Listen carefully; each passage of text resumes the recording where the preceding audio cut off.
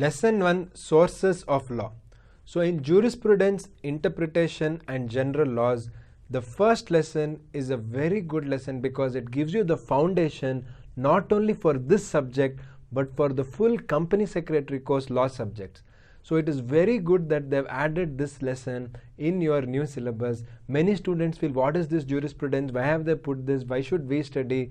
It is one of the basics of law. So jurisprudence is like the theory of law. What is the sources of law? What is right? What is wrong? What is right in rem? What is right in person name? These are some of the concepts which we study over here. So we start by what is the definition of law? How do you define law? What according to you is law? In fact, you just think, what is law according to you? Each one has a definition. Same way in our CS program, they have tried to give you what is the definition according to the famous jurists. Then after we study what is the definition of law, we should know how is law made, from where did law come, what are the kinds of law, and why they have put this first lesson in your first paper is because if you know this, you will understand all the 8 subjects, what is the law, how the law is there, why we have this.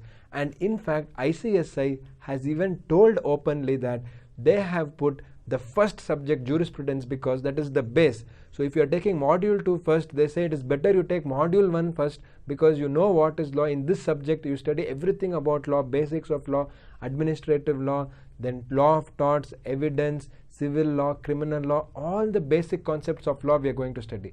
Then we come to company law, then we come to setting up of business, then we come to tax laws, then we come to economic and commercial laws, security laws. All this we are studying in this entire CS executive program. So for all that, this is a foundation. So after we know what is the definition of law, we should know what are the sources of law. That means from where do we frame the laws? What is the sources? The first source is customary law or from customs and practices. What has happened over many years? That is one of the source. For example, Hindu law is a customary law. What has been practiced from many hundreds of years, we are making it into law. We may even codify it. Codify it is making it into an act or a particular structure. So we have Hindu Marriage Act. It is a codified law of the Hindu law which was there from many hundreds of years. So after we know the customary law, then the other source for law, from where do we frame the laws? It is the legislation or what we call as the acts and the ordinances which is passed by the legislature. So we know very well legislature, executive, judiciary. So the legislation is the next source of law which is by the legislature. The different legislations and different acts. Then we come to the actual judicial decisions, that is the case laws. Case laws or the decisions given by the court is another source of law. So these are just examples of the sources of law and how law has been framed with the help of all these sources, and this we are going to study in detail in this chapter. In sources, we study sources of Indian law, sources of English law. English law means the British law, and sources of mercantile law, because mercantile law or corporate law, these are all the laws which we are going to focus as a student of company secretary. And we study what is the meaning of decisions, what is the meaning of judicial precedents, and many interesting concepts like that. Juris means law and prudence means knowledge. So knowledge of law we can say is jurisprudence, or theory of law is jurisprudence. So these are general principles. Again, don't ask the question, sir, which act is it? Is it Companies Act 2030? It is not about act, it is principles. If I ask you which act is gravitation force, if I throw something up, it is going to come down. There is no act for it. It is basically a principle which is existing. Same way in law, jurisprudence is the legal theory or the knowledge of law which will help you to understand law. Like what is meaning of a right, what is the meaning of a duty, what is difference between right and duty. You have the basic idea, what is the meaning of right and what is the duty. So right is something which you can ask, but when you want to ask something, you have a duty to follow ABCD things. That is some example for you to understand, just to give you a brief overview of what is legal theory or jurisprudence. So we are going to study in brief what is jurisprudence and why jurisprudence is important for a company secretary student. Now let us try and understand all the sources of law and what is jurisprudence with the help of PPT diagrams. The first chapter in Jurisprudence, Interpretation and General Laws is the sources of law. From where do we get the law? And this is very basic and very important, because as a student of company secretary course, you will be studying multiple laws. In fact, company secretary course, we can say, is a corporate lawyer. You are studying all the kinds of corporate laws, and that is why your basics of law should be good. I am very happy with the subject, and they have introduced this subject mainly to help company secretary student to become perfect about the basics of law. In sources of law, we will understand first the nature and meaning of the law is described by various legal jurists and experts. Does it mean that is final? No, you can have your own definition also. Please be creative as a company secretary student. The sources of law, if you know, everything else becomes easy for you to understand. There are various definitions of law, and we can classify it into 5 different types: natural, positivistic, historical, sociological, and realistic. We cannot say anything is right or wrong. All are correct because it is the different definitions provided by different people. First, we come to the natural school of law. What do we say is law according to the natural school? Here, Alpine defined law as the art or science of what is equitable and good. So it is very simple. Law is anything which is equitable and good. Cicero said that law is the highest reason implanted in nature. So it is a natural school. So according to him, that is the highest reason implanted in nature. Yes. Justinian's Digest defines law as the standard of what is just and unjust, what is correct and wrong, what is justice, what is injustice. This comes under the Justinian's Digest. So which one is correct? We are not studying which is correct or wrong. We are studying basically what are the definitions of law, and it is classification into 5 types. In that we have the natural school.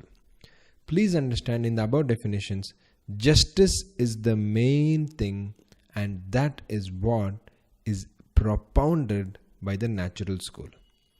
Ancient Hindu view was that law is the command of God and not of a political government or sovereign. God gives the law. That is the Hindu law and the Hindu understanding. Everybody, including the ruler, is bound to obey it. Even the king has to obey the law.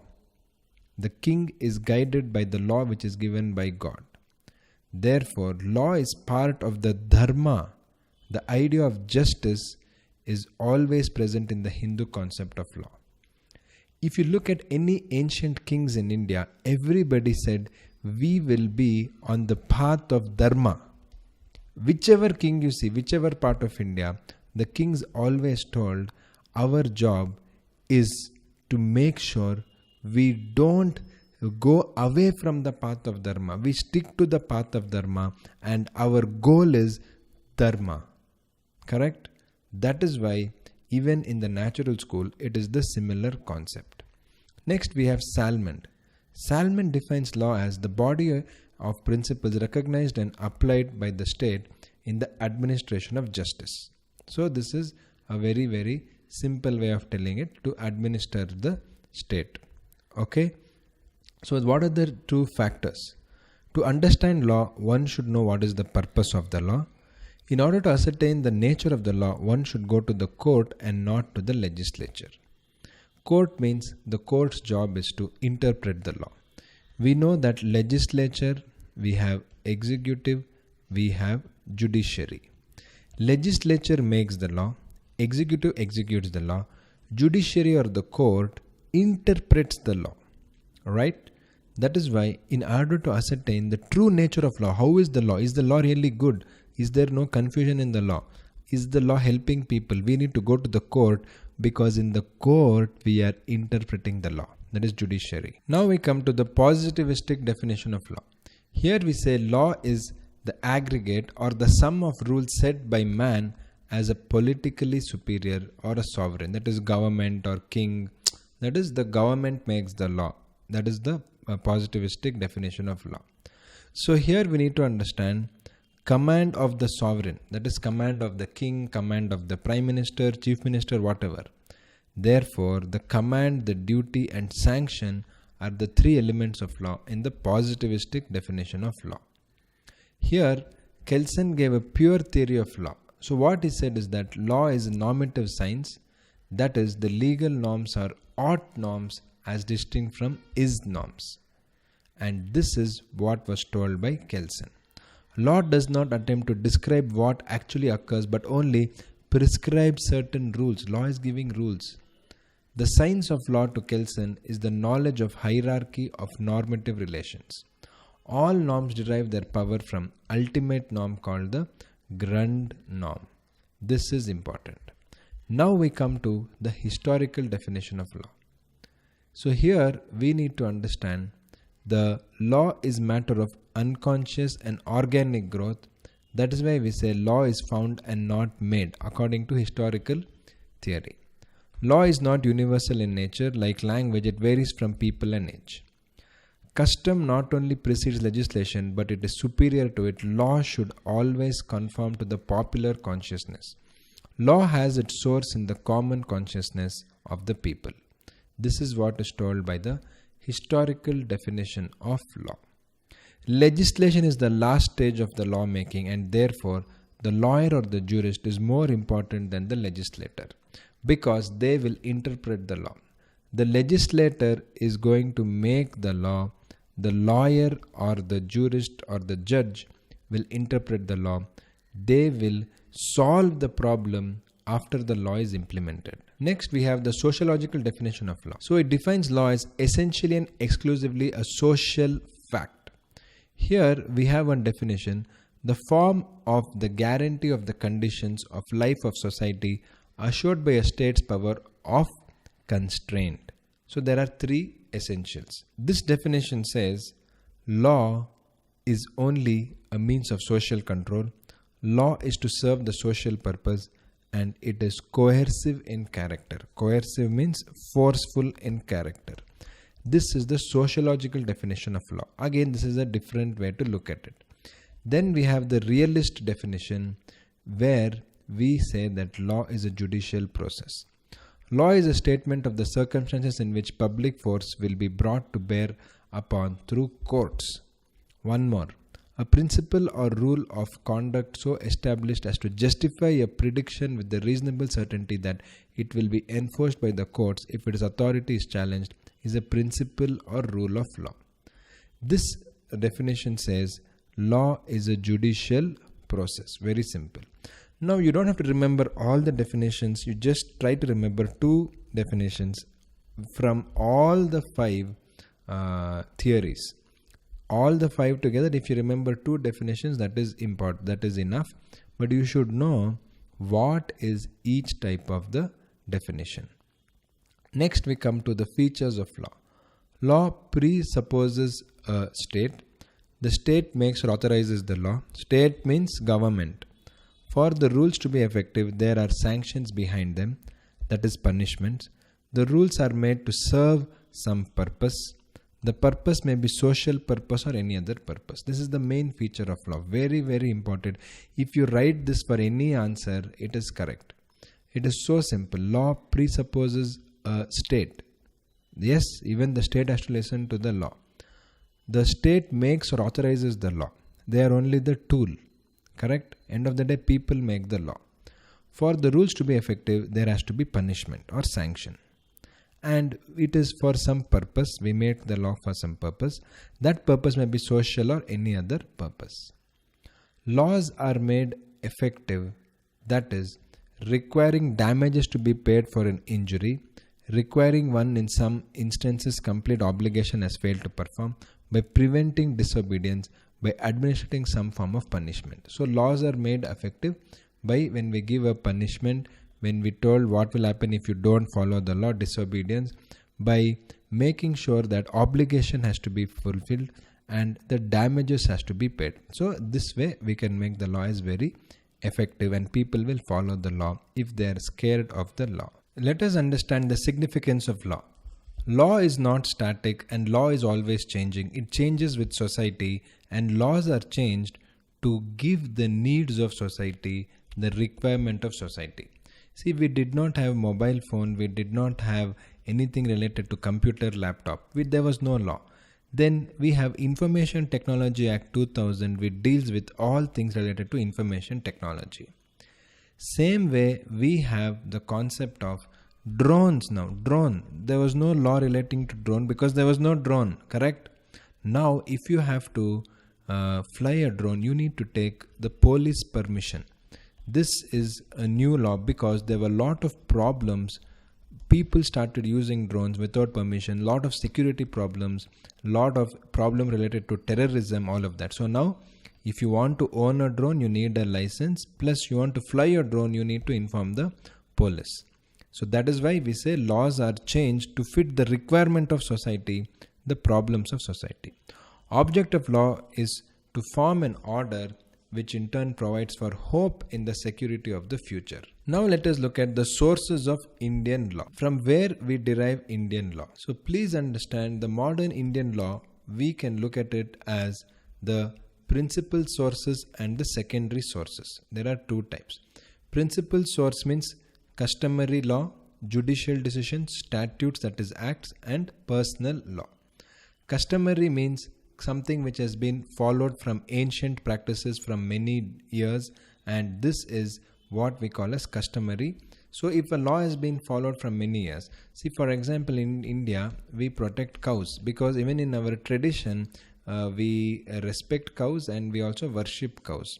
So now if we have a law which is anti this thing, what is that, butchering of cows, that is if you slaughter cows. So we have the anti-cow slaughter. So we should not kill cows because traditionally as a custom in India, it is considered as God and things like that. So let us look at it. The Smritis have strongly recommended that custom should be followed and recognized. So for any law, our history, our custom, our culture is important. That is why that is also a source of law. So customs can be without sanction and customs can be with sanction. So no matter what, we need to follow the customs. So when we have customs with sanction, it can be legal or conventional customs. Both these are there, and classification of customs can be done based on the sanction and without sanction. When we look at legal customs, these are operating which have a binding rule of the law. They have been recognized and enforced by the courts and they become part of the law of the land. So legal customs are two kinds, local customs and general customs. And now let us look at local custom. Local custom which is only in particular locality, and that is in that place only that custom is being practiced by certain community or certain sects of people. Now there are also local customs. So local customs can further be divided into geographical local custom and personal local custom. Geographical means in which area they are doing. Personal is maybe based on religion or caste or which profession they are doing, things like that. These customs are only for a particular locality, section or community. So please remember, we need to look at it very carefully. Customs or customary law, that is the ancient which has been practiced from many years. In that we have without sanction and with sanction. In that we have legal. In legal we have local and general customs. In local customs we can have geographical local customs or personal local customs. Next we come to the general customs. General customs is within the country and all parts of the country we are following this custom. So the common law in England is equated with the general customs of the realm. But in India it is a unity in diversity. So we have multiple customs from multiple places. Now we go further to conventional customs. This we call as usages. So these customs are due to agreement between the parties and not due to the legal authority. So before a court treats conventional custom as incorporated in a contract, the following conditions have to be satisfied. This is again important for exam. You will get 3 to 4 marks question relating to this. So what is this? We need to look at the following conditions if we have to treat something as a conventional custom. It must be shown that the convention is clearly established and it is fully known to both the parties who is entering in the contract. There is no fixed period for which a convention must have been observed before it is recognized as binding.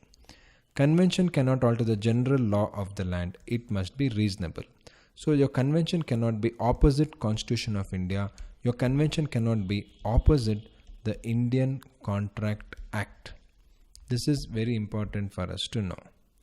What is a valid custom? Again, 3 marks question, sometimes 2 marks question. What is a valid custom?